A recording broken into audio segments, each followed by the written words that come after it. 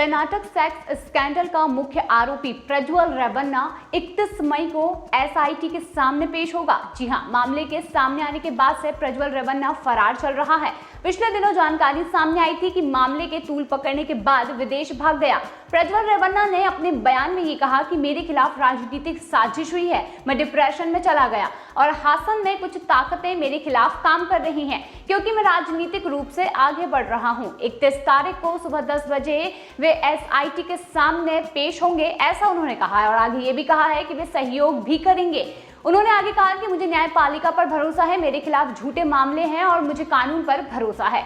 प्रज्वल रेवन्ना ने ये कहा है कि विदेश में मेरे ठिकाने के बारे में उचित जानकारी नहीं देने के लिए मैं अपने परिवार के सदस्यों, अपने कुमार रन्ना और पार्टी कार्यकर्ताओं से माफी मांगना चाहता हूं। प्रज्वल ने आगे ये भी कहा कि 26 तारीख को जब चुनाव खत्म हुआ तो मेरे खिलाफ कोई मुकदमा नहीं था, एसआईटी का गठन नहीं हुआ था। मेरे जाने के 2 से 3 दिन बाद मैंने यूट्यूब पर अपने ऊपर लगे ये आरोप देखे। मैंने अपने वकील के जरिए एसआईटी को पत्र लिखकर 7 दिन का वक्त भी मांगा। प्रज्वल रेवन्ना के बयान के बाद एचडी कुमारस्वामी ने यह कहा है कि मुझे अब थोड़ा यकीन हो गया है कि उन्हें हमारी पार्टी के कार्यकर्ताओं पर कुछ भरोसा है।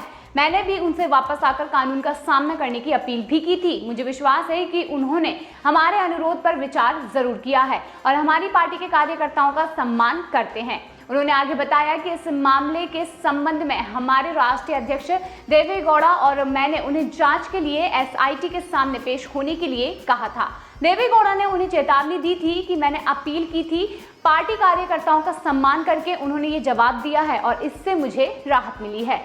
कुमारस्वामी आगे कहते हैं कि जांच जारी रहेगी और सारी सच्चाई सामने आ जाएगी। ये पूरा तथ्य ये है कि उन्होंने पार्टी कार्यकर्ताओं के दर्द का जवाब दिया है और उन्हें उनके प्रति स्नेह दिखाया है और इस वजह से उन्होंने ये भी कहा है कि उन्हें काफी ज्यादा खुशी हो रही है। पिछले दिनों कर्नाटक के मुख्यमंत्री सिद्धारमैया ने प्रज्वल रेवन्ना का डिप्लोमेटिक पासपोर्ट कैंसिल करने की भी मांग की।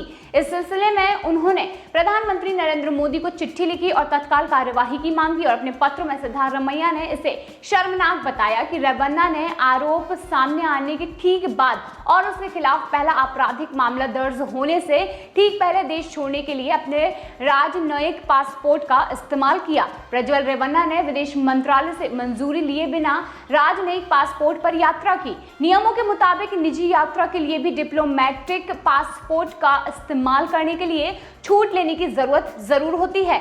2 मई को साप्ताहिक ब्रीफिंग के दौरान विदेश मंत्रालय के प्रवक्ता रणधीर जायसवाल ने कहा है कि सांसद प्रज्वल रेवन्ना की जर्मनी यात्रा के संबंध में विदेश मंत्रालय से कोई राजनीतिक मंजूरी नहीं मांगी गई थी या फिर जारी नहीं की गई थी। जाहिर सी बात है कि कोई वीजा नोट भी जारी नहीं किया गया था। बताते चले कि राजनयिक पासपोर्ट धारकों को जर्मनी की यात्रा के लिए वीजा की जरूरत होती है।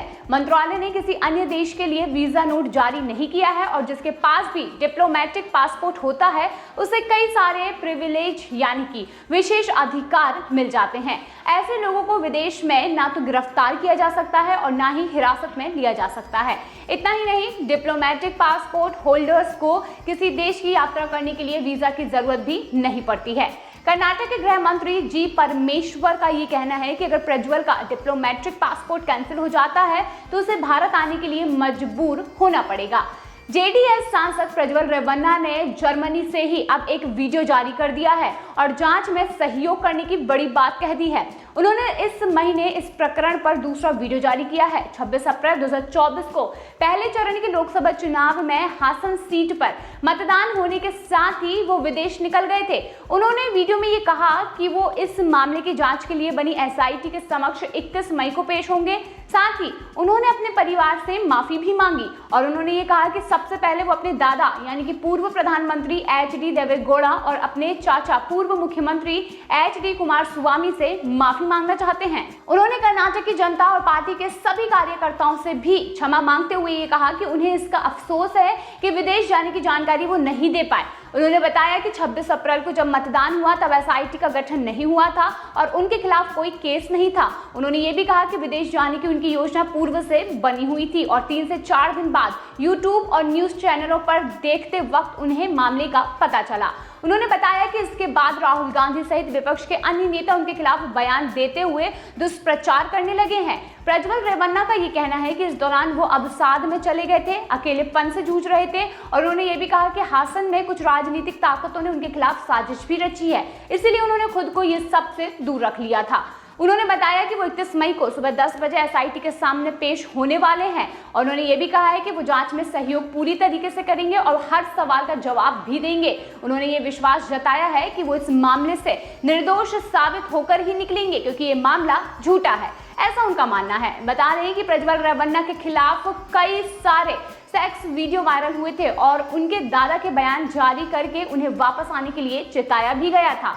प्रज्वल के पिता रेवन्ना भी इस सेक्स स्कैंडल में फंसे हुए हैं और उन्होंने ये कहा था कि अगर प्रज्वल आत्मसमर्पण नहीं करते हैं तो उन्हें परिवार से अलग कर दिया जाएगा। उन्होंने ये भी कहा था कि बात न मानने पर प्रज्वल को उनके गुस्से का सामना भी करना पड़ेगा। हालांकि ये पूरा मामला प्रज्वल रेवन्ना का 3000 लड़कियों के साथ दुष्कर्म करना और उनके साथ वीडियो बनाकर उस वीडियो को अपने पास सेफ रखना, इस तरीके की पेन ड्राइव पाने के बाद मामला सामने आया था और तभी से ही प्रज्वल रेवन्ना की मुश्किलें बढ़ चुकी थी। अब देखना ये होगा कि 31 मई को क्या सच में प्रज्वल रेवन्ना एसआईटी जांच में शामिल होते हैं, क्या वो सही तरीके से सभी सवालों के जवाब दे पाते हैं या फिर नहीं। तो ये था हमारा आज का वीडियो। अगर वीडियो पसंद आया हो तो लाइक कीजिए और इसे ज्यादा से ज्यादा शेयर कीजिए।